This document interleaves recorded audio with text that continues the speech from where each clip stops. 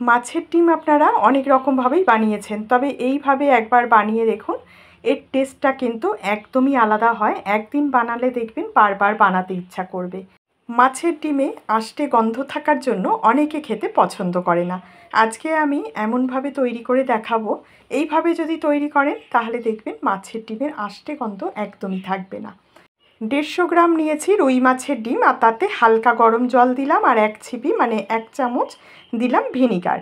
Vinegar দিয়ে এই মাছের ডিমটাকে 10 মিনিট গরম জলে ভিজিয়ে রেখে দেবো, তবে হালকা গরম জল নিতে হবে। দেখুন 10 মিনিট ভিজিয়ে রেখে দিয়েছিলাম, জলটা একদম সাদা ঘোলা ঘোলা হয়ে গেছে। এখন এই জলটাকে ফেলে দিয়ে আরও 2-3 বার পরিষ্কার করে ধুয়ে নিয়েছি। এভাবে করে ধুয়ে নিতে হবে। এখন এই ডিমটাকে হাত দিয়ে হালকা করে একটু ম্যাশ করে নিতে হবে, তবে খুব বেশি চাপবেন না, যাতে ডিমটা গলে না যায় সেটা লক্ষ্য রাখতে হবে। আর এখানে আমি 150 গ্রাম ডিম নিয়েছি, কারণ মাছের ডিম দেখবেন অল্প একটু রান্না করলেই কিন্তু অনেকটা বেড়ে যায়। এই পরিমাণটাই কম করেও 4-5 জনই খেতে পারবেন। তেল গরম করে নিয়েছি, আর তেলটা এই রান্নায় একটু বেশি করে দেবেন। আর নিলাম 2টো বড় সাইজের পেঁয়াজ কুচোনো। পেঁয়াজটাকে আমি মিহি করে কুচিয়ে নিয়েছি।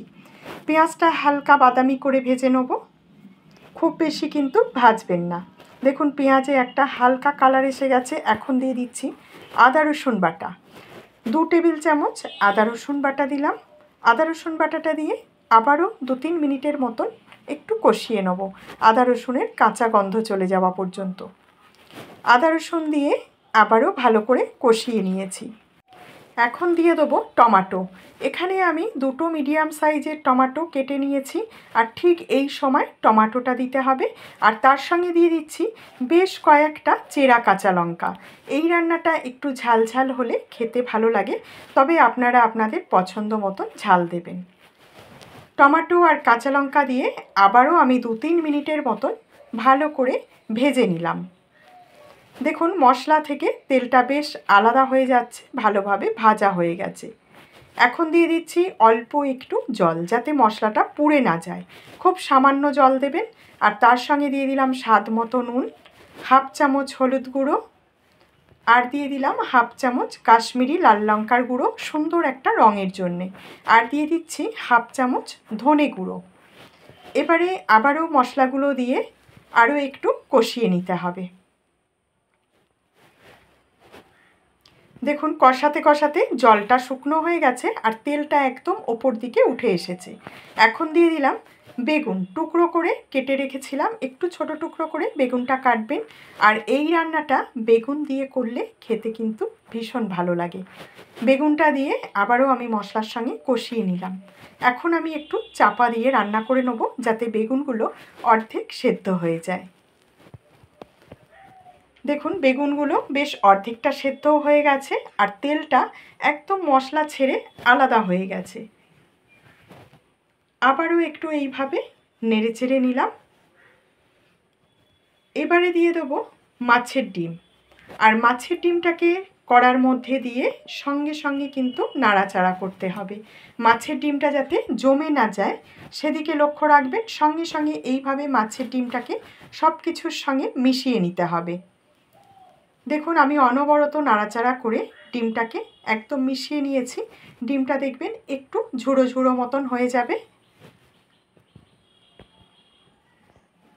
খুব ভালোভাবে মিশিয়ে নেওয়ার পর, এটা কিন্তু খুব বেশি ভাজবার দরকার নেই, একটু ভালো করে মিশিয়ে নেবেন। মিশিয়ে নেওয়ার পর এবারে দিয়ে দেবো জল। ডিমগুলো সেদ্ধ হওয়ার জন্য অল্প একটু জল দিতে হবে, খুব বেশি জল দেবেন না। দেখুন ডিমগুলো একদম সমান সমান করে একটু জল দিয়ে দিয়েছি। আমি এখানে ছোট বাটির 1/2 বাটি জল দিয়েছি। জলটা দিয়ে ডিমগুলোকে ভালো করে মিশিয়ে নিতে হবে।